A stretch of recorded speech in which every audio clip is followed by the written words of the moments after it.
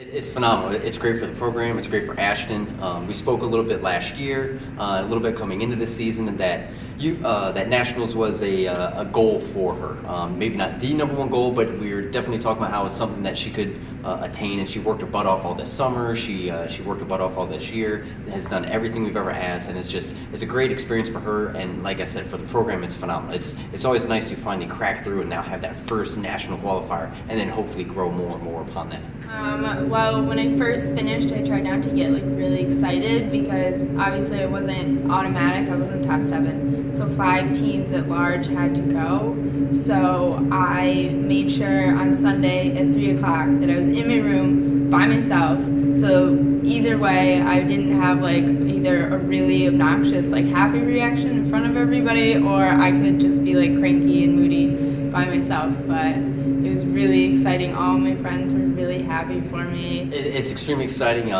Dave, the athletic director, came in. He was very excited. I've gotten an email from President Hutton wishing her the best and really excited for her. And what's also great is we're getting texts, emails, messages from the alumni.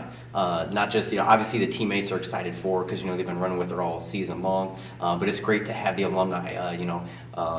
Joe Giannetti stopped by the office yesterday when he was done working out, and we spoke for 5 or 10 minutes. He was really excited. He was one of the guys who was here when cross country was brand new, so he was excited to see someone make nationals for the first time ever. And it gives them some pride about seeing where the program that they built is going and what we can do in the future. Well, the 2 races leading up to regionals, I really wasn't doing very well. I wasn't hitting PRs by any means, and so the excitement kind of died for me. I was I'm not going, so I wasn't nervous. The night before I slept fine. I actually had a hard time getting up the morning of, and getting up to the line, I was just just take some deep breaths and get through this 6K, this course. And by the time the 5K came up, I was still feeling pretty strong, and I knew that I could kick, which was something that never happens for me. I'm always dead at the end, but I was really pleasantly surprised with how good I felt.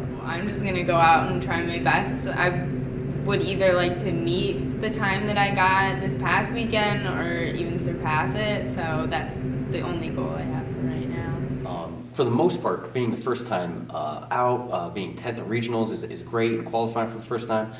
So we're not going to put too many big goals. The biggest goal was qualifying this year, but we're going to talk a little bit. I think top 50 in the nation is definitely doable.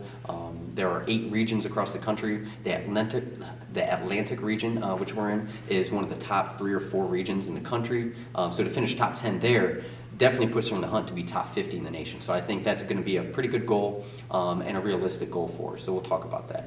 I think that being new to the sport is kind of an advantage because most of the girls, almost every one of the girls I run against has been doing it for at least 6 years, and so I'm still excited about it.